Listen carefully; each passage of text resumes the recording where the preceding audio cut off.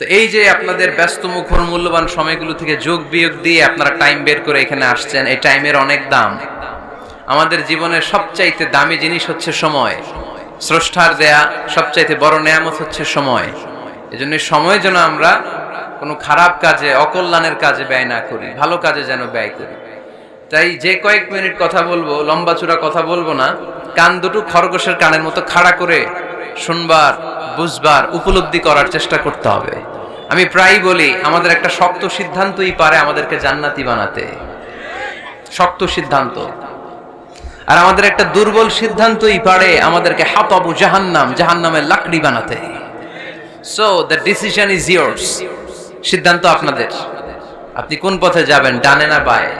ডানে গেলে জান্নাত, বায়ে গেলে জাহান্নাম। তো কোন দিকে যাবেন? কোন দিকে? ডানে যাব, কারণ আমরা ডানপন্থী, ডান ব্লকের লোক। সব নবীরা ডানপন্থী ছিল। সব নবীরা কি পন্থী ছিলেন? আমরাও ডানপন্থী। ডানপন্থী থেকেই যেন আমরা আমাদের শেষ নিঃশ্বাস ত্যাগ করতে পারি। আল্লাহ তুমি তৌফিক দাও। আজকের আলোচনার বিষয় হালাল এবং হারাম। আলোচনার বিষয় হালাল এবং হারাম। দুই রাস্তা, হালাল চলে গেছে এইদিকে, হারাম গেছে এইদিকে। সো আমরা যাব কোন দিকে? ডান দিকে। হালাল খুব বরকতময়, হালালে বরকত বেশি, হারামে বরকত নাই। বিশ্বাস করেন? 1 কোটি টাকা ইনকাম মাসে। কয় কোটি? এরকম লোক আছে না কসবাই? বাংলাদেশে আছে না? 1 কোটি টাকা ইনকাম, কোটি টাকা ইনকাম তার। কিন্তু বছরে কোটি কোটি টাকা তার ইনকাম, 1 মাসে ইনকাম 1 কোটি টাকা। কিন্তু দেখা যায় মাসে একটা হসপিটাল বিল পরিশোধ করতে তার চলে যায় 50 লাখ টাকা। আছে না নাই? ওয়াইফের ক্যান্সার, যার নেই কোনো অ্যান্সার। ছেলে ইয়াবা খায়, ওরে দেয়া লাগে 20 লাখ। বাড়ি ভাড়া, খাওয়া দাওয়া ইত্যাদি খরচ শেষে দেখা যায় মাস শেষে আরো 20 লাখ ঋণের মধ্যে পড়ে আছে। আছে না নাই? কিন্তু মাসে ইনকাম ছিল কত? 1 কোটি। কিন্তু মাস শেষে দেখা যায় 20 লক্ষ টাকা ঋণের বোঝায় চাপা পড়ে আছে। আর রিকশাওয়ালা, ওর বেতন নাই, যা পারে ইনকাম করে প্রতিদিন। মাসে অন অ্যান এভারেজ তার ইনকাম 5000। কয় হাজার? 1000 চলে যায় ওর যে ছুপড়ির বেড়া, ওই বাড়ির ভাড়া দিতে। 1000 চলে যায় ওর খাওয়া, 1000 চলে যায় চিকিৎসা, 1000 চলে যায় ছেলেমেয়েদের পড়াশোনা, আনুষঙ্গিক আরো 500, মাস শেষে আরো থেকে যায় 500। সুবহানাল্লাহ কইতে পারলেন না? 1 কোটি টাকা ইনকাম করেও 20 লক্ষ টাকা ঋণের বোঝায় চাপা পড়ে আছে। আর 5000 টাকা ইনকাম, মাস শেষে কত থাকে? 500। কারণ ওর পুরো ইনকামটাই হালাল। ওর পুরো ইনকামটা কি? আর হালালে বরকত ঢুকায় দিছে কে? হারামে কোনো বরকত আছে? আওয়াজ করে বলেন তো, গরু খাওয়া হালাল না হারাম? কুকুর খাওয়া? কুরবানিতে কি জবাই হয়? সুন্নতে খাতনার অনুষ্ঠানে, বিয়ের অনুষ্ঠানে, প্রতিদিন কসাইয়ের দোকানে কোথাও কুকুর জবাই হয়? আচ্ছা, গরু বা গাভী বছরে বাচ্চা দেয় কয়টা? একটা। আর কুকুর দেয় কয়টা? 7টা, 10টা, 11টা। জন্ম নিয়ন্ত্রণ নাই তো, দেদারসে দিচ্ছে, ফ্যামিলি প্ল্যানিং নাই, তাই না? আচ্ছা, তো দেখেন, গরু বাচ্চা দিল কম, কুকুর বাচ্চা দিল বেশি। গরু জবাই হয় বেশি, কুকুর জবাই হয় না। গরু আমরা খাই বেশি, কুকুর খাই না। তারপরেও কসবায় গরু বেশি না কুকুর বেশি? আওয়াজ করে বলতে হবে, গরু না কুকুর? কারণ গরু খাওয়া হালাল, আর হালালে বরকত ঢুকায় দিছে কে? এজন্য দ্য ডিসিশন ইজ ইয়ার্স। সিদ্ধান্ত আপনার। কই যাবেন, ডানে না বায়ে? হালালের সাথে না হারামের সাথে? হালালটা হচ্ছে পরিবেশ বান্ধব। হালালটা কি? Eco friendly. এটা পরিবেশ বান্ধব, এটা স্বাস্থ্যকর, এটা রুচিসম্মত, এটার মধ্যে কোনো ঝামেলা নাই, এটাতে কোনো ভেজাল নাই। হালালে থাকলেই লাভ, যদিও অল্প। সুবহানাল্লাহ পড়েন। এজন্য রাব্বুল আলামিন বলেন, ইয়া আইয়ুহান নাসু কুলু মিম্মা ফিল আরদি হালালান তাইয়্যিবা ওয়া লা তাত্তাবিউ খুতুওয়াতিশ শাইতান ইন্নাহু লাকুম আদুউম মুবিন। ওহে মানুষেরা, শোনো শোনো, এই জমিনের ভেতরে যেটাকে আমি হালাল করেছি, যেটাকে আমি পবিত্র করেছি, ওইটা খাও, ওইটা গ্রহণ করো। হারাম খেও না, হারাম অর্জন করো না, হারামের কাছেও যেও না। শয়তানের পদাঙ্ক অনুসরণ করো না। জেনে রেখো, শয়তান হলো তোমাদের প্রকাশ্য দুশমন। ঠিক কি না? আদুউম মুবিন। শয়তান আমাদের প্রকাশ্য দুশমন। সে হারামকে আমাদের কাছে চাকচিক্যময় করে তুলে, সে বুঝাতে চায় হারামের মধ্যে আরাম। আসলে হারামে আরাম আছে, হালালের মধ্যে বরকত। এজন্য আমরা সবসময় হালাল অবলম্বন করব। রাজি আছেন তো? কিন্তু আমরা যদি আমাদেরকে প্রশ্ন করি, আমাদের ব্যবসায়, আমাদের চাকরিতে, আমাদের লাইফ লিডিং সিস্টেমে আমরা কি শুধু হালাল খাই? কি খাই? হালালও খাই, সুযোগ পাইলে একটু যদি পাই অমনি ধরে ঘাপুস ঘুপুস। সুযোগ পাইলেই কি ঘাপুস ঘুপুস, ঘাপুস ঘুপুস করা যাবে না। অনেকে আবার আছে দেখবেন খাওয়ার ক্ষেত্রে হালাল খোঁজে। খাওয়ার ক্ষেত্রে আমি অনেক লোক দেখেছি। থাইল্যান্ডে আমি গেলাম, দেখি যে তার ব্যাপারে জানি যে সরকারি চাকরি করে, লক্ষ লক্ষ টাকা দুই হাতে কামায়, এমনি গাছেরটাও খায় তলারটাও কুড়ায়। আছে না নাই? তো ইচ্ছে মতো ডানে বায়ে ইনকাম করে, হালাল হারাম দুইটাই খায়। কিন্তু থাইল্যান্ডে যে হালাল খাবার খুঁজতেছে, কি খুঁজতেছে? ওখানে যে জিজ্ঞেস করে যে এই দোকানে কি পর্ক আছে? পর্ক থাকলে খাবো না। পর্ক মানে হচ্ছে শুকরের চর্বি। শুকরের গোশত বা চর্বি মিশানো কোনো খাবার উনি খাবে না, কারণ এটা হারাম। আর ঘুষ যে খায় এটা খুব হালাল। এরকম ডাকাইতে আছে না নাই? তাহলে আমাদের মুসলমানদের সবচেয়ে বড় সমস্যা হচ্ছে আমরা খাওয়ার ক্ষেত্রে হালাল খুঁজি, কিন্তু ইনকামের ক্ষেত্রে ওই জিনিসটা খুঁজি না। এরকম আছে না নাই? না। Your food should be halal, your drinks should be halal, your income should be halal, your dress up, your fashion should be halal, and your entertainment should be halal. আপনার পোশাক হতে হবে হালাল, আপনার খাদ্য হতে হবে হালাল, আপনার উপার্জন হতে হবে হালাল, আপনি যে বিনোদন করছেন এই বিনোদনটাও হতে হবে হালাল। চিল্লায় বলেন ঠিক কিনা? হালাল বিনোদন লাগবে, হালাল ড্রেস আপ লাগবে। ছেলেরা কি স্বর্ণ পড়তে পারবে? ছেলেরা কি সিল্কের জামা পড়তে পারবে? আমরা সিল্কের জামা পরি না, এটা আমাদের জন্য হারাম করেছে কে? ছেলেরা জুয়েলারি পড়তে পারবে? গলায় চেন পড়তে পারবে? হাতে ব্রেসলেট দিতে পারবে? আছে না নাই? এখানেও অনেকের আছে না নাই? দেয়া যাবে? অনেক ছেলে দেখবেন আবার কানের মধ্যে ছিদ্র করে, কসবায়, মাশাআল্লাহ এগুলা নাই। আমি বাঁচায় দেওয়ার জন্য কইলাম নাই, আবার ওরা কয় আছে। আছে আছে না, এগুলো করা যাবে? দাড়িতে চুলে কালো রং দেয়া যাবে? এটা ধোঁকাবাজি। এটা কি? মান গাশশানা ফালাইসা মিন্না। আল্লাহর হাবিব সাল্লাল্লাহু আলাইহি ওয়াসাল্লাম বললেন, the person who deceives us he is not among আস। যে আমাদেরকে ধোঁকা দেয় সে কখনো আমার উম্মত হতে পারে না। মদিনার খেজুরের বাজার ভিজিট করতে গেলেন আল্লাহর হাবিব সাল্লাল্লাহু আলাইহি ওয়াসাল্লাম, অডিট করতে গেলেন। যে খেজুরের স্তূপের ভেতরে আল্লাহর হাবিব সাল্লাল্লাহু আলাইহি ওয়াসাল্লাম হাত ঢুকায় দিলেন, ঢুকায় দিয়ে দেখলেন ভিতরে পানি, উপরে শুকনা খেজুর, ভিতরে ভিজা খেজুর। আল্লাহর হাবিব সাল্লাল্লাহু আলাইহি ওয়াসাল্লাম বললেন, ঘটনা কি? ভিজা কেন? ব্যবসায়ী বলতেছে বৃষ্টি হয়েছিল। কি হয়েছিল? তো বৃষ্টি হইলে তো তার নমুনা সব জায়গায় থাকবে। তখন আল্লাহর হাবিব সাল্লাল্লাহু আলাইহি ওয়াসাল্লাম দাঁড়িয়ে বলেছিলেন, খবরদার, মান গাশশানা ফালাইসা মিন্না। যে আমাদেরকে ধোঁকা দেয় সে আমাদের দলভুক্ত হতে পারে না। এজন্য আমরা যেন কাউরে ধোঁকা না দেই, আমরা যেন হারামের সাথে সম্পর্ক জুড়ে না দেই।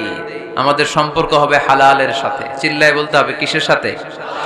আজকের মাহফিলটা তখনই সার্থক হবে যখন এই কথাগুলো শুনে আমরা এই সিদ্ধান্তে উপনীত হতে পারবো যে আমার ফুড, আমার ড্রিঙ্কস, আমার ইনকাম, আমার ড্রেস আপ, আমার এন্টারটেইনমেন্ট, আমার সবকিছু হালাল দিয়ে আমি সাজাবো। আমার জীবনটাকে আমি হালাল দিয়ে সাজাবো। রাজি আছি না নাই? সব হালাল হইতে হবে। নারীদের ফ্যাশন, অনেক নারীরা ফ্যাশন সচেতন। খবরদার, নারীরা টাইট ফিটিং পোশাক পরতে পারবে না। পারবে? পাতলা পোশাক পরতে পারবে না। তারা নিজেদেরকে আবৃত করে রাখতে হবে। টাইট ফিটিং পোশাক পরতে পারবে না, অন্য ধর্মের পোশাক পরতে পারবে না, পর চুলা লাগাতে পারবে না। এই ফোর কর্নার্স, এই বর্ডার গুলো মেনে নারী যে কোনো ধরনের ফ্যাশন নিতে পারে। এই ফ্যাশনগুলোকে বৈধ করেছে কে?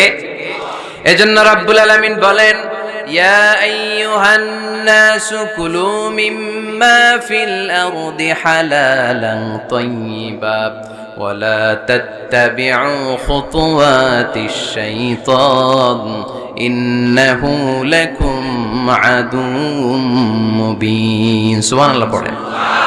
ওহে মানুষেরা, এই জমিনে যেটা পবিত্র আর হালাল বলে আমি ঘোষণা দিয়েছি সেটা খাও, কারণ সেটাতেই বরকত। আর শয়তানের পদাঙ্ক অনুসরণ করো না, কারণ শয়তান তোমাদের প্রকাশ্য শত্রু। কথাটা বলেছেন কে? তাহলে আমরা হালালের পক্ষে না বিপক্ষে? এই আপনাদের গলার আওয়াজ। হালালের পক্ষে না বিপক্ষে? হারামের পক্ষে না বিপক্ষে? আমরা আমাদের জীবনটা হালাল দিয়ে সাজাতে চাই কি চাই না? কারণ হালালে বরকত ঢুকাই দিছে কে? কিভাবে আপনার জীবনের প্রতিটি অঙ্গনকে হালাল দিয়ে সাজাবেন, কিভাবে এই হারাম থেকে বেঁচে থাকবেন, এর কিছু মূলনীতি আছে, some principles, you have to follow it. এই প্রিন্সিপালগুলো যদি খেয়াল করেন তাহলে হালাল দিয়ে জীবন সাজানো সহজ। আর এই প্রিন্সিপালে মূলনীতিতে যদি ভেজাল লাগায় দেন তাহলে সব জায়গায় ভেজাল আছে না নাই? আজকে এই চমৎকার দুপুরে আমরা হালাল হারামের মূলনীতির ব্যাপারে কয়েকটি কথা শুনে বিদায় নিব ইনশাআল্লাহ। পড়ে হালাল এবং হারামের প্রথম মূলনীতি হচ্ছে আল আসলু ফিল আশিয়াই আল ইবাহা। মূলত সব কিছু পৃথিবীতে যা দেখি, যা পাওয়া যায়, খাবার দাবার যাই হোক না কেন, মৌলিকভাবে সবকিছু হালাল। যুবক ছেলেরা বুঝে যাও, কান দুটো খরগোশের কানের মতো খাড়া করো। আমি সহজ করে বুঝাবার চেষ্টা করব, যদিও সহজ করে বুঝানো সহজ না। সহজ করে কইতে আমায় কহজে, সহজ করে যায় না কওয়া সহজে, ঠিক কিনা? তারপর আমি চেষ্টা করছি সহজ করে বুঝানোর। খুব সহজ। আর দিন ও ইউসরুন লা উসরা ফি, দিন সহজ, এর মধ্যে কাঠিন্যতা নাই। মন জয় করার 4টা বাক্য আল্লাহর হাবিব সাল্লাল্লাহু আলাইহি ওয়াসাল্লাম আমাদেরকে শিখিয়ে গিয়েছেন। বাশিরু ওয়ালা তুনাফিরু, ইয়াসিরু ওয়ালা তুআসিরু। সহজ করে উপস্থাপন করো, কঠিন করো না। মানুষকে দিনের প্রতি আকৃষ্ট করো, দিন থেকে ভাগিয়ে দিও না। আমরা অনেকে দিন থেকে ভাগাই দেই, আছে না নাই? এক ছেলে হিন্দু হইছে, হিন্দু থেকে মুসলমান হইছে, আগে ছিল হিন্দু, এখন দেখে এই ছেলেরা কি সুন্নি মুসলমান বানাবে, না ওয়াহাবি বানাবে, না আহলে হাদিস বানাবে, না হানাফি বানাবে, এই নিয়ে কিলাকিলি আছে না নাই? আহা কি বিপদ! সে কয় আগে হিন্দু আছিলাম, এটাই তো ভালো আছিলাম। মুসলমান হওয়ার পরে এর ভয় দেখানো শুরু করছে, এই খবরদার, নামাজ রোজা জাকাত হজ সব লাগবে, হারাম খাওয়া যাবে না, এটা নাই ইসলামে, এটা নাই, ওইটা নাই, ওইটা নাই। হিন্দু কই তাহলে আমিও নাই, এরকম হয় না? খবরদার, আল্লাহ ছাড় দিতে চায়, মৌলবীরা ছাড় দেয় না, আছে না নাই? তো আমরা যেন কঠিন না করি। হালাল হারামের প্রথম মূলনীতি হচ্ছে basically everything in this world is হালাল। এই পৃথিবীতে যা আছে সবই হালাল। সব কি? সব হালাল, সব হালাল, সবই হালাল, অল্প কিছু হারাম। সুবহানাল্লাহ পড়েন। যদি এমন হইতো এই পৃথিবীতে যা আছে সবই হারাম, অল্প কিছু হালাল, খুব ভালো হইতো, তাই না? সুবিধা হইতো আমাদের। তা আমাদের সুবিধা করে দিলেন কে? সুবহানাল্লাহ পড়বেন না? বেসিকলি এভরিথিং ইজ হালাল। পৃথিবীর সব কিছু হালাল। আপনারা যদি কেউ কিছু বলে যে এটা কি হালাল না হারাম, আপনি হুট করে বলবেন আগে বলবো হালাল, যদি হারামের দলিল পাওয়া যায় তখন বলবো হারাম, ঠিক কিনা? আমাকে যদি বলেন এটা হালাল না হারাম, আমি যদি বলি হালাল, আপনি যদি বলেন দলিল দেন, এটা আপনি ভুল বলবেন। কারণ কোনো কিছু হালাল করতে হলে দলিল লাগে না। কোনো কিছুকে হালাল বলে সাব্যস্ত করতে দলিল লাগে না। হারাম বলে যদি সাব্যস্ত করতে চান তখন দলিল লাগবে, তাও তেনা পেছানো দলিল দিয়ে হবে না, যেন তেন দলিল দিয়ে হবে, অকাট্য দলিল, এটাকে বলে আল আদিল্লা আল কাতঈয়া। অকাট্য দলিল লাগে কোনো জিনিসকে হারাম সাব্যস্ত করতে হলে। তাহলে এই যে আমাদের জন্য আল্লাহ সহজ করে দিলেন, সবকিছু বেসিকলি হালাল যতক্ষণ না এটা হারাম হওয়ার ব্যাপারে দলিল পাওয়া যায়। এজন্য হারাম হারাম জিকির না করে জিকিরটা চেঞ্জ করে করতে হবে হালাল হালাল। কথা বলেন ঠিক কিনা? জিকির 2 ধরনের আছে। জিকির কয় ধরনের? একটা জিকির হচ্ছে হারাম হারাম হারাম, একদলের কাছে সবই হারাম। একটা সময় এদেশের কিছু আলেম সমাজ ইংরেজিকে হারাম বলতো, ইংরেজি শিক্ষা করাকে কি বলতো? সময়ের বিবর্তনে এটা এখন হালাল। এখন এটা কি হালাল। একটা সময়ে আলেম সমাজের কিছু অংশ রাজনীতি করাকে হারাম বলতো, কথা কি বুঝতেছেন? এখন এটা কি হালাল হয়ে গেছে। ইসলামী ব্যাংকিং কে হারাম বলতে একটা সময়, যে না কোনো ফিনান্সিয়াল ট্রানজাকশন এই সিস্টেমে ব্যাংকিং এটা ইসলামে জায়েজ না, এটা হারাম হারাম। কারণ ওদের জিকির কি? কথা কয় না? হারাম হারাম হচ্ছে এদের জিকির। একটা সময় ইসলামিক ব্যাংকিং হারাম ছিল, এখন এটা কি হয়ে গেছে? তার মানে এখনো অনেক কিছু এদের কাছে হারাম। সময়ের বিবর্তনে, কালের আবর্তনে এদের মুখ দিয়ে এগুলো একদিন হালাল হয়ে বের হবে। চিল্লায় বলেন ঠিক কি না? এজন্য এই পৃথিবীর সবকিছু মূলত হালাল যতক্ষণ না হারাম হওয়ার ব্যাপারে দলিল না পাওয়া যায়। হারাম করতে হলে দলিল লাগে, হালাল বানানোর জন্য দলিল লাগে না। আবার যেন তেন কোনো দলিল দিয়ে, ঠুনকো কোনো দলিল দিয়ে কোনো জিনিসকে হারাম করা যায় না। হারাম করতে হলে অকাট্য দলিলের প্রয়োজন হয়। কথা বুঝতে পেরেছেন? প্রথম মূলনীতি ক্লিয়ার সবার কাছে? আল্লাহর হাবিব সাল্লাল্লাহু আলাইহি ওয়াসাল্লাম বলতেন হালাকাল মুতানাত্তিউন, যারা মুতানাত্তিউন তাদের ধ্বংস, তাদের উপর আল্লাহ লানাত। সাহাবারা বললেন, ইয়া রাসূলুল্লাহ, ইয়া হাবিবাল্লাহ, মান হুমুল মুতানাত্তিউন? মুতানাত্তিউন কারা? যাদের উপর আপনি লানত দিলেন, যাদের ধ্বংসের কথা বললেন। বিশ্বনবী বললেন, আল্লাহর দেয়া হালাল বিষয়কে যারা সমাজের মধ্যে হারাম বলে প্রচার করে তারাই হলো সমাজের মুতানাত্তিউন। নাউজুবিল্লাহ পড়েন। قل من حرم زينة الله التي أخرج لعباده والطيبات من الرزق।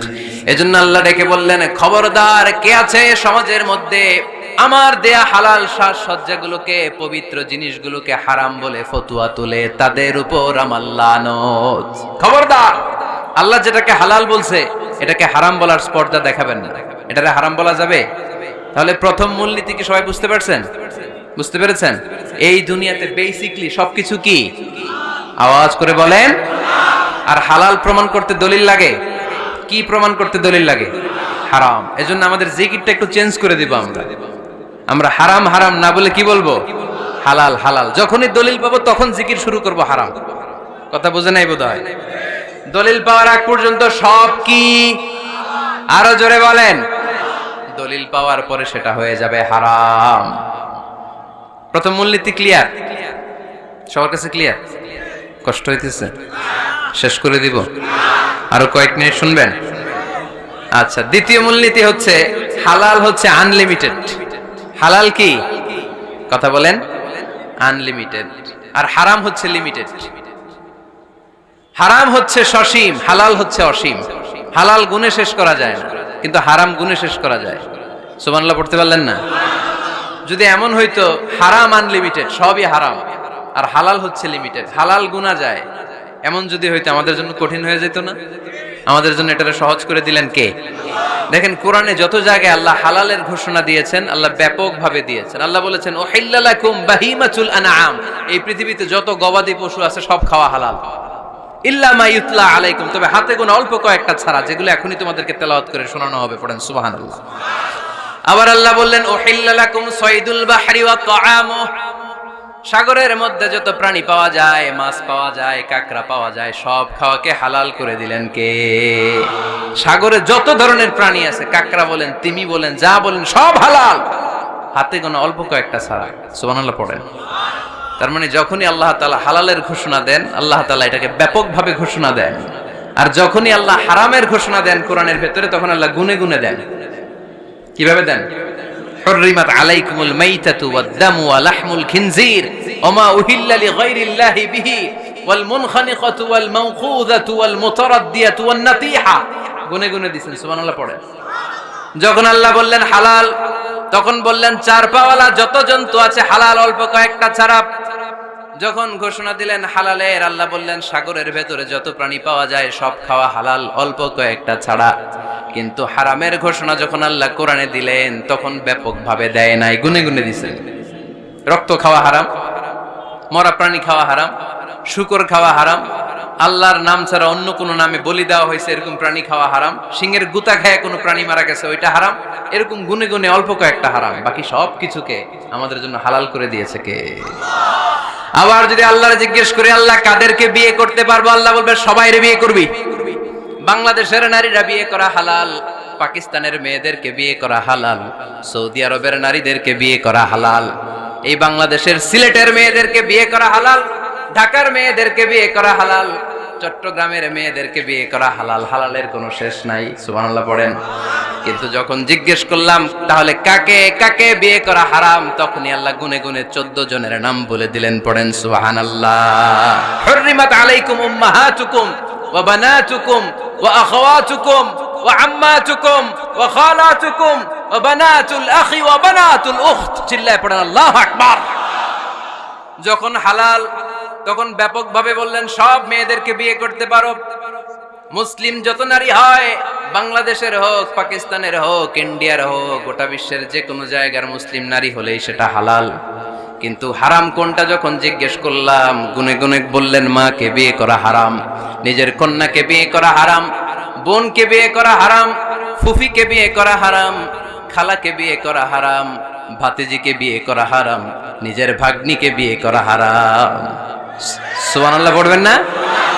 তাহলে সহজ না কঠিন? চিল্লায় বলেন, কি সহজ ইসলাম, কত সহজ। দাঁড়িয়ে নামাজ পড়া ফরজ, দাঁড়াতে পারতেছেন না, বসে পড়লেও কবুল করবে কে? অজু করে নামাজ পড়া কি? পানি নাই, তায়াম্মুম করে নামাজ পড়লে কবুল করবে কে? বিয়েতে মোহরানা দেওয়া কি? মোহরানা নাই। এক সাহাবী বললেন, ইয়া রাসূলুল্লাহ বিয়ে করব, মোহরানা আছে? না। কি আছে? তো কিচ্ছু নাই। তো কিচ্ছু না থাকলে বিয়ে করবো কেন? মোহরানা দেওয়া লাগবে না? কোরআন পারো? পারি। কয়টা সূরা? এতটা সূরা। এক নারীকে জিজ্ঞেস করলেন, কোরআন পারো? বলে না, পারি না। আল্লাহর হাবিব সাল্লাল্লাহু আলাইহি ওয়াসাল্লাম দুইজনকে বিয়ে পড়ায় দিলেন। আর নারীকে বললেন, মা তুমি কোরআন পারো না, কিন্তু তোমার স্বামী কোরআন পারে। তোমার স্বামী টাকা দিয়ে পয়সা দিয়ে তোমাকে মোহরানা দিবে, সামর্থ্য তার নাই। সে প্রতিদিন তোমার একটু একটু করে কোরআন শিখায় দিবে, এটাই মা তোর বিয়ের মোহর। সহজ না কঠিন? আর কোনদিন ইসলামকে কঠিন বলবেন? কেউ কঠিন বললে ওটা শুনবেন? আওয়াজ করে বলতে হবে, ইসলাম কি কঠিন না সহজ? মাশাআল্লাহ। দুইটা মূলনীতি বুঝে গেছেন না? পৃথিবীর সব হালাল যতক্ষণ না দলিল পাওয়া যায়। হালাল বলতে দলিল লাগে না, হারাম বলতে দলিল লাগে। 2 নাম্বার, হালাল আনলিমিটেড আর হারাম লিমিটেড। সহজ করে দিয়েছে, সুবহানাল্লাহ পড়েন। 3 নাম্বার, হালাল হারামের মূলনীতি হচ্ছে ইসলাম শুধু হারাম বলে দিয়ে বসে থাকে না।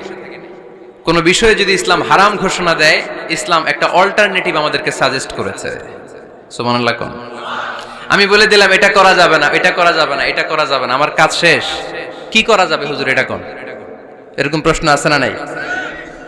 হারাম হারাম এই জিকির করে যে আপনি বসে রইলেন, হালাল কোনটা এটা বলে দিয়ে যান, চিল্লায় বলেন ঠিক কি না? ইসলাম শুধু হারাম বলেই বসে থাকে নাই। যত জায়গায় ইসলাম হারাম বলেছে, ইসলাম একটা অল্টারনেটিভ সাজেস্ট করেছে। Islam provides us the alternatives, always alternative দিয়েছে। ইসলাম দ্যাট ইন কন্টে ঘোষণা দিয়ে আমাদেরকে জানিয়ে দিয়েছে সুদ খাওয়া হালাল না হারাম। আমরা বললাম, আল্লাহ সুদ যদি হারাম হয় আমরা কেমন করে আমাদের জীবন চালাবো? আল্লাহ বললেন, ওয়া আহাল্লাল্লাহুল বাইআ ওয়া হারামার রিবা। চিন্তা নাই, ভয় নাই, কেমন করে সমাজ চলবে জেনে রাখো। আমি আল্লাহ যখনই সুদকে হারাম করেছি, তার বিপরীতে ব্যবসাকে আমি আল্লাহ তোমাদের জন্য হালাল করে দিয়েছি। অল্টারনেটিভ আছে না নাই? অল্টারনেটিভ মানে বোঝেন তো? বিকল্প। অল্টারনেটিভ মানে কি? বিকল্প। সুদ হারাম, সুদ হারাম বলে বসে থাকলে হয়তো ঝামেলা লাগতো না। সুদকে হারাম করে দিয়ে অল্টারনেটিভ আল্লাহ আমাদের জন্য ব্যবসাকে হালাল করে দিয়েছেন। পড়েন সুবহানাল্লাহ। ইসলাম বলেছে, ওয়ালা তাকরাবুজ জিনা, খবরদার বিবাহ বহির্ভূত, গার্লফ্রেন্ড বয়ফ্রেন্ড বলেন, পরকীয়া বলেন, কোন ধরনের শারীরিক সম্পর্ক জায়েজ নাই, এটা হারাম। জিনার কাছেও যেও না। এখন আমরা বললাম, আল্লাহ জিনার কাছেও যদি না যাই তাহলে যৌন চাহিদা মিটাবো কি করে? আল্লাহ বললেন, জিনাকে হারাম করেছি, অল্টারনেটিভ বিয়ের জায়েজ করে দিয়েছি। আন-নিকাহু মিন সুন্নতি ফামান রাগিবা আন সুন্নতি ফালাইসা মিন্নি। বিয়ে আমার সুন্নাহ, যে আমার সুন্নাতের ভালোবাসে না সে আমার উম্মত হতে পারে না। এজন্য যুবক ভাইরা বিয়ে করবা। কি করবা? বিয়ের চেয়ে কোনো ভালো কাজ পৃথিবীতে হতে পারে? আমরা গার্লফ্রেন্ড বয়ফ্রেন্ড মানি না। আছে নাকি এদিকে কারো? আছে? আছে না? না, ওই যে কত বড় সাহস, হাত তোলে আবার যে একটা। এগুলার পুরা দেহটাই কলিজা। আমার সামনে বসে হাত তুলতেছে, আমার আছে, দেখছেন? পুরাটাই কলিজা এগুলার। না, এই জিএফ বিএফ এগুলোর সাথে আমরা নাই। আমরা বিয়ে করব। বিয়ে করলে বরকত দেয় কে? ছেলের বাপ মেয়ের বাপ সহজ করে দেন, সহজ করে দিবেন। কালিয়ারা না? কালিয়ারার ছেলের বাপ মেয়ের বাপ যারা আছেন সহজ করে দেন। ছেলে যদি মেয়েকে পছন্দ করে, মেয়ে যদি ছেলেকে পছন্দ করে, ছেলে যদি নামাজি হয়, কর্মঠ হয়, মেয়ে যদি ভদ্র হয়, বাদ সাধবেন না, বিয়ে দিয়ে দেন। কারণ বিয়ের চেয়ে ভালো কাজ আর হতে পারে না। এই যে পোলাপানের গলার আওয়াজ বেড়ে গেছে, এখন মহা খুশি, এখন আজারি হুজুর জিন্দাবাদ। এখন আর আমার বিরোধী কেউ নাই এই জায়গায়, সবাই হাত করে ফেলছি আমি, আগেও নাই। মাশাআল্লাহ। তো এজন্য বিয়েটাকে সহজ করেন। খেয়াল করবেন, যেই সমাজে বিয়ে করা কঠিন ওই সমাজে জিনা করা সহজ। যেই সমাজে জিনা করা কঠিন ওই সমাজে বিয়ে করা সহজ। ঠিক কি না? পুরো উল্টো। বাংলাদেশে কোনটা করা কঠিন? হ্যাঁ, বিয়ে করা কঠিন। বিয়েতে ফ্ল্যাট লাগবে, ছেলের গাড়ি লাগবে, নিজের পায়ে দাঁড়ানো লাগবে, 10 লাখ টাকা মোহরানা লাগবে। জিনার জন্য কি লাগবে? কিচ্ছু লাগবে না, টোনাটুনি রাজি। তুমি আমি রাজি, অবৈধ সম্পর্ক হতে আর কিছু লাগে না, চিল্লায় বলেন ঠিক কিনা? কিন্তু বিয়েতে অনেক কিছু লাগবে, এইটা ওইটা। ছেলেরা কই তুই নিজের পায়ে দাঁড়া, তুমিও নিজের পায়ে দাঁড়ায় দেখাবে, এই যে নিজের পায়ে দাঁড়াইছে। তো এতদিন সে কার পায়ে দাঁড়াইছে? নিজের পায়েই তো দাঁড়াইছে। সহজ করবেন, বিয়েরে কঠিন করেন না। এই যে আমার নানা ভাই আছে, নানা ভাইয়ের এখানে যাবেন, নানা ভাইয়ের মসজিদ দেখলাম, কাবা ঘরের যে ডিজাইন, আর্কিটেকচারাল ডিজাইন, ওই সিস্টেমে মসজিদ। আজকে জোহরের সালাত পড়লাম, ওই মসজিদে নানা ভাই বিয়ে পড়াই দিবে। সবাই চলে যাবে নানা ভাইয়ের কাছে। রাজি আছো সবাই? ওই যে খুশি, সব খুশি। দেখছেন বিয়েটা যে ভালো জিনিস তার প্রমাণ। বিয়ের কথা কইলি পোলাবান খালি হাসে। এটা জান্নাতি সম্পর্ক, তো এই কারণেই সাইয়েদনা আদম আলাইহিস সালাম আর হাওয়া আলাইহাস সালাম দুইজনকে বিয়ে পড়াই দিছিল কে?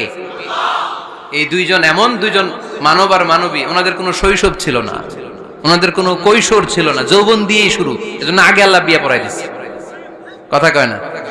ওই মেয়ে, আপনার শৈশব আছে না নাই? কৈশোর, আদম আলাইহিস সালামের শৈশব কৈশোর, হাওয়া আলাইহিস সালামের শৈশব কৈশোর। জীবন শুরু করছে কি দিয়া? যৌবন দিয়ে। বিয়ের দরকার আছে না নাই? এজন্য আল্লাহ জান্নাতে বিয়ে পড়ায় দিলেন। বিয়ের সম্পর্কটা জান্নাতি সম্পর্ক, বিয়ের ভালোবাসাটা জান্নাতি ভালোবাসা। এর চাইতে পবিত্র ভালোবাসা দুনিয়ায় হতে পারে? তাহলে ইসলাম কোন জিনিসকে হারাম ঘোষণা দিয়ে মুখে কুলু পেটে বসে থাকে নাই, অল্টারনেটিভ সাজেস্ট করেছে। সুদ খাওয়া হারাম, অল্টারনেটিভ ইসলাম আমাদেরকে বলে দিল ব্যবসা হালাল। জিনা করা হারাম, পরকিয়া হারাম, গার্লফ্রেন্ড বয়ফ্রেন্ডের এই কালচার হারাম, তার বিপরীতে বিয়ে করা হালাল। সুবহানাল্লাহ পড়েন। এরপর ইসলাম বলে মদ খাওয়া হারাম। ইন্নামাল খামরু ওয়াল মাইসির ওয়াল আনসাব ওয়াল আজলামু রিজসুম মিন আমালিশ শাইতানি ফাজতানিবু। খবরদার, মদ, জুয়া, লটারি এগুলো হারাম করে দিয়েছে কে? আল্লাহ বললেন মদ খেও না, মদ তোমাদের জন্য হারাম ঘোষণা করা হলো। আমরা বললাম আল্লাহ, শীত প্রধান দেশে মদ খেলে শরীরটা গরম থাকে, মদ না খেলে তো বেঁচে থাকার উপায় না। স্ক্যান্ডিনেভিয়ান কান্ট্রিগুলোতে, সাইবেরিয়াতে মদ না খেলে ওদের বাঁচার উপায় নাই। এখন অল্টারনেটিভের দরকার আছে না নাই? আল্লাহ বললেন মদকে হারাম করেছি, কিন্তু মধু খাওয়াকে হালাল করে দিয়েছি। মধু খান আপনারা? আজকে খাইছেন কে কে দেখি? আজকে অনেকে খাইছেন? মাশাআল্লাহ, হাত নামান। মধু 5-6 চামচ খেয়ে দেখেন একসাথে। মদের বাবা এটা, চিল্লায় বলেন ঠিক কিনা? শরীর গরম হবে, অনেক অনেক শক্তি হবে। মধুর মধ্যে আছে ফ্রুকটোজ। কি আছে? ফলের মধ্যে আছে সুক্রোজ, আর চিনিতে আছে গ্লুকোজ। ফ্রুকটোজ আর সুক্রোজ এটা স্বাস্থ্যসম্মত, এটা ভেরি হেলদি ডায়েট। এটা খাবেন, তাহলে সুস্থ রাখবে কে? তাহলে সুক্রোজ খাবো, ফ্রুকটোজ খাবো, আর গ্লুকোজ কমাই দিব। রাজি আছেন তো? এরপর ইসলাম আমাদেরকে বলল ঢোল বাদ্য বাজানো এটা হারাম, অশ্লীল গান বাজনা হারাম, নাচানাচি হারাম। আমরা বললাম আল্লাহ, বিনোদনের একটা মাধ্যম তো আমাদের লাগবে। ইসলাম বলল ইসলামী নাশিদ যদি তুমি গাও সেটা হালাল। ঢোল হারাম, কিন্তু তার বিপরীতে দফকে হালাল করেছে কে? ঢোলের দুই দিকে আটকানো, এটা বাজালে নেফাকি তৈরি হয়, ধামধাম আওয়াজ তৈরি হয়, এমন বিট তৈরি হয়, ডান্স দিতে মনে চায়। আছে না নাই? প্রায় মাঝে মাঝে দেখি ওই গায়ে হলুদের অনুষ্ঠানে ইত্যাদি ইত্যাদি অমুক অনুষ্ঠানে বাসার ছাদের উপরে এমন বিটে হেভি মিউজিক্যাল ইনস্ট্রুমেন্ট দিয়ে এমন গান ছাড়ে, পুরো এলাকাটা কাঁপে ওনাদের সাথে। দুম্মা চলে, দুম্মা চলে, খালি কি চলে? দুম্মা চলে। খেয়াল করছেন? আপনার কাছে যদি বাজায় এই টেবিলটা কাঁপবে, সাথে সাথে আপনার শরীরও কাঁপবে, আপনাকে ক্রেজি বানাবে। ইসলাম বলেছে না, যেটা তোমাকে ক্রেজি বানায়, যেটা তোমাকে অস্থির বানায়, যেটা তোমাকে অশ্লীল বানায়, ওটাকে হারাম করেছে কে? কিন্তু তার বিপরীতে সুস্থ বিনোদন আমাদের জন্য হালাল করে দিয়েছে কে? ঢোল বাজানো হারাম, কিন্তু ঢোলের বিপরীতে ইসলাম আমাদের জন্য দফ বাজানো জায়েজ করে দিলেন। আল্লাহর হাবিব সাল্লাল্লাহু আলাইহি ওয়াসাল্লাম যখন মক্কা থেকে হিজরত করে মদিনাতে গেলেন, মদিনার সানিয়াতুল ওয়াদা নামক জায়গায় মদিনার আবাল বৃদ্ধ বনিতা, সাহাবারা, নারীরা, পুরুষেরা, ছোট্ট সোনামণিরা দফ হাতে নিয়ে বিশ্বনবীকে ওয়েলকাম জানাতে শুরু করলো। তালাআল বাদরু আলাইনা মিন সানিয়াতিল ওয়াদা وجب الشكر علينا ما دعا لله دا أيها المبعوث فينا جئت من أمر المطاع جئت شرفت المدينة مرحبا يا خير دا সবাই পড়েন طلع البدر علينا من ثنيات الوداع وجب الشكر علينا ما دعا لله دا সুবহানাল্লাহ পড়েন। এই যে আমরা নাশিদটা গাইলাম, এটা হালাল না হারাম? সাথে যদি দফও থাকতো, আমরা যদি দফও বাজাইতাম, এটা হালাল না হারাম? এটা হালাল। দেখেন কি সুন্দর check and balance, Islam check and balance করেছে। কতটা ভারসাম্যপূর্ণ জীবন ব্যবস্থা আমরা পেয়েছি, কত চমৎকার আমাদের শরিয়া। এটারে আমরা কঠিন বানাই, ঢোল বাজানো হারাম, কিন্তু তার বিপরীতে দফ বাজানোকে হালাল করে দিয়েছে কে? আবার আল্লাহর হাবিব সাল্লাল্লাহু আলাইহি ওয়াসাল্লাম বলতেন আ'লিনু আন নিকাহ বিদ দুফুফ, এলাকায় যখন তোমাদের কারো বিয়ে হয় দফ দিয়ে ব্যান্ড পার্টি করে জানিয়ে দাও। ঢোলের ব্যান্ড পার্টি না, গিটারের না, হারমোনিয়ামের না, বংশী বাজায় কে রে সখী, বংশী বাজায় কে? ওই বংশী দিয়া না, ওই বংশী হারাম, বাঁশি বাজানো হারাম, কিন্তু দফ বাজানোকে হালাল করে দিয়েছে কে? বিয়ের ঘোষণায় দফ বাজিয়ে ব্যান্ড পার্টি করতে বলেছে বিষ্ণু ঈসা ইসলাম। কারণ বিয়েতে একজন নারী পুরুষের যেই সম্পর্ক হয়, জিনা বা ব্যভিচারে একই সম্পর্ক হয়, পার্থক্য হচ্ছে এটা সামাজিক স্বীকৃতি আছে, জিনার স্বীকৃতি নাই, ঠিক কিনা? এজন্য বিয়ে গোপন করে করা যায় না, এটা অ্যানাউন্স করে করতে হয়। ওমর ফারুক রাদিয়াল্লাহু তাআলা আনহু যখন মদিনার খলিফা, উনি বলতেন লুকিয়ে লুকিয়ে যদি কেউ বিয়ে করে, সমাজের আশেপাশে তার প্রতিবেশীরা যদি তাদের দাম্পত্য জীবন সম্পর্কে না জানে, আমি তাদের দুইজনকে জিনার শাস্তি দেব।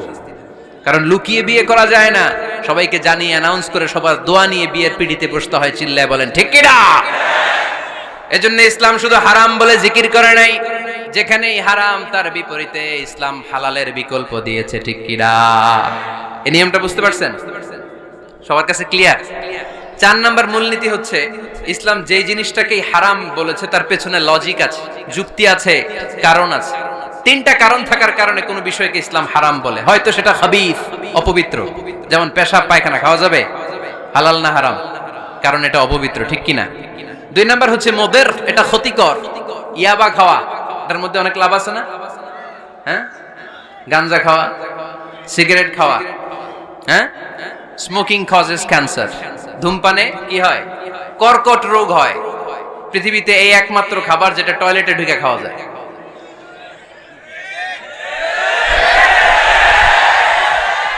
সিগারেট ছাড়া, এটা ছাড়া, এটা কোন খাবার টয়লেটে বসে খাওয়া যায়? সিগারেটই পৃথিবীর একমাত্র খাবার যেই খাবারের প্যাকেটের উপর এই খাবারের বদনাম লেখা থাকে। কালিয়ারার বাজারে এক ধরনের বিস্কুট আসছে মনে করলেন, দেখলেন যে বিস্কুটের গায়ের মধ্যে লেখা এই বিস্কুট যেই খাবে তারই ডায়রিয়া হবে। খাবেন? দোকানওয়ালারা কি কইবেন? তোরটা তুই খা, তোর ডায়রিয়া হোক, তোর 14 গোষ্ঠীর হোক, আমরা খাবো না টাকা দিয়ে, ঠিক কিনা? কিন্তু কি আজীব তামাশা, এই সিগারেটের উপরে লেখা এটার বদনাম, যে এটা খেলে কি হয়?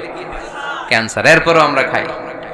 তারপর এটা হয় টোবাকো প্ল্যান্টস থেকে, তামাক পাতা থেকে। কালিয়ারায় তামাকের চাষ হয় নাকি? তামাক পাতা কেউ দেখছেন? এটার আবার বেড়াটেরা লাগে না, কারণ ছাগলও মুখ দেয় না। কথা কি বুঝতেছেন? তো যে এটা ছাগলও মুখ লাগাইলো না, আশরাফুল মাখলুকাত হয়ে, আল্লাহর শ্রেষ্ঠ জীব হয়ে আপনি এটা মুখে লাগাইতে পারেন? গোটা বিশ্বে এই ধূমপানের কারণে লক্ষ লক্ষ মানুষ অকাল মৃত্যুতে ঝরে পড়ছে। এটা হালাল না হারাম? কারণ এটা মুদির, এটা ক্ষতিকর। ইসলাম আমাদেরকে মূলনীতি শিখিয়েছে, লা দারারা ওয়ালা দিরার। নিজেরও ক্ষতি করতে পারবা না, অন্যেরও ক্ষতি করতে পারবা না। আইনটা কার? তাহলে কোন জিনিস হারাম হওয়ার পেছনে 1 নাম্বার লজিক, সেটা হয়তো অপবিত্র, কিংবা সেটা ক্ষতিকর, অথবা ওইটার মধ্যে অশ্লীলতা আছে। আওয়াজ করে যুবকরা উত্তর দাও, মোবাইলের ভেতরে পর্নোগ্রাফি দেখা হালাল না হারাম? ব্লু ফিল্ম দেখা হালাল না হারাম? নেকেড ভিডিও দেখা হালাল না হারাম? কারণ এটা অশ্লীল, ঠিক কিনা? তাহলে যেটা হারাম, 3টা কারণে কোন জিনিসকে ইসলাম হালাল বলে হারাম বলে অ্যানাউন্স করেছে। হয় এটা অপবিত্র, নয় এটা ক্ষতিকর, নয় এটা অশ্লীল। কয়টা? হয় অপবিত্র, অথবা ক্ষতিকর, অথবা অশ্লীল। পৃথিবীতে যত জিনিসকে ইসলাম হারাম বলে ঘোষণা করেছে তার প্রত্যেকটার মধ্যে তিনটার কোনো না কোনো একটা আছে না নাই? এই তিনটা জিনিস, তিনটার একটা না পাওয়া গেলে কোনো জিনিসকে হারাম বলে ঘোষণা দেওয়া যাবে। এরপর ইসলাম আমাদেরকে শিখিয়েছে 5 নাম্বার মূলনীতি, মুকদ্দামাতুল হারামে হারাম। হারামের সূচনাটাও হারাম। কোন বেগানা নারীর দিকে তাকিয়ে থাকা হারাম হওয়ার কথা ছিল না, কিন্তু যেহেতু এই তাকানোটা এক সময় জিনার দিকে নিতে পারে, তাই এই তাকানোটা কেউ হারাম করেছে কে? আন-নাযার, এই দৃষ্টিটা বড় ভয়ঙ্কর। আল্লাহর হাবিব সাল্লাল্লাহু আলাইহি ওয়াসাল্লাম বলেছেন, আন-নাযার সাহামুন মাসমুমুন মিন সিহামি ইবলিস। এই দৃষ্টি, লাগামহীন দৃষ্টি, শয়তানের বিষ মাখানো তীরবানের মধ্যে থেকে একটা ভয়ঙ্কর তীর। এই তীর দিয়ে শয়তান যুবকদেরকে কাবু করে ফেলে। ডাইরেক্টলি শারীরিক সম্পর্কের দিকে কেউ যায় না, প্রথমে বদনজর। প্রথমে কি কথা কয় না, গলার সাউন্ড এখন কমে আসছে, এখন বিপরীতে ঘা পড়তেছে, তো এখন আর সাউন্ড নাই। প্রথমে শুরু হয় কি দিয়ে? বদনজর, লাগামহীন নজর। তারপরে মুচকি হাসির বিতরণ, চোখে চোখে কথা হয়, আচ্ছা না নাই? হাসি বিতরণ হয়, মোবাইল নাম্বার আদান প্রদান হয়, ফেসবুকের আইডি শেয়ার হয়, তারপরে রাত জেগে কম্বলের নিচে চ্যাটিং ফ্যাটিং আছে না নাই? তারপরে চলে আসে 14ই ফেব্রুয়ারি, বিশ্ব বেহায়া দিবস, ঠিক কিনা? দেখছেন ধাপগুলো, দেখছেন স্টেপ বাই স্টেপ হারামের দিকে যায়। এরপর অবৈধ দৈহিক সম্পর্কের দিকে যায়। আল্লাহ এই গজব থেকে তুমি আমার ছেলেদেরকে বাঁচাও, আমার দেশের মেয়েদেরকে বাঁচাও, চিল্লায় পড়ে না আমিন। তাহলে শুরু হয়েছিল কি দিয়ে? কি নজর? কি নজর? বদনজর। এটা দিয়ে শুরু, জিনা দিয়ে শেষ। এজন্য ইসলাম বলে মুকদ্দামাতুল হারামে হারাম, মা ইউআদ্দি ইলাল হারাম ফাহুয়া হারাম। যেটা হারামের দিকে তোমাকে ধীরে ধীরে গ্রাজুয়ালি পৌঁছে দিবে, ওটাকেও হারাম ঘোষণা করেছে কে? এজন্য বিষ্ণু ঈসা ইসলাম ওনার মেয়ের জামাতা সাইয়েদনা আলী রাদিয়াল্লাহু তাআলা আনহুকে বলেছেন, আলী খবরদার, লা তুতবি'ন নাযরাতান নাযরা। এক নজর যদি ভুল করে কোনো নারীর চেহারার দিকে তোমার পড়ে যায়, খবরদার দ্বিতীয় নজর দিও না। ফা ইন্না লাকাল উলা ওয়া লাইসাত লাকাল আখিরা। কারণ প্রথম নজর ভুল করে পড়ে গেলে ক্ষমা করবে কে? কিন্তু তার সৌন্দর্য উপভোগের জন্য বারবার তার দেহের দিকে তাকালে, বারবার তার চেহারার দিকে তাকালে আমলনামাটা গুনাহ দিয়ে ভর্তি করে দিবে কে? আল্লাহ চেক এন্ড ব্যালেন্স করেছেন। পুরুষদেরকেও বলেছে চোখ নামাও, কুল্লিল মুমিনিনা ইয়াগুদ্দু মিন আবসারিহিম, lower your gaze, lower your eyesight. নারীকেও একই কথা বললেন, কুল্লিল মুমিনাতি ইয়াগুদ্দুনা মিন আবসারিহিন্না। ও নারীরা, তোমরাও চোখ নামাও, নজরকে ঠিক করো। এই বদনজর সব সর্বনাশের মূল। জোরে বলেন ঠিক কিনা?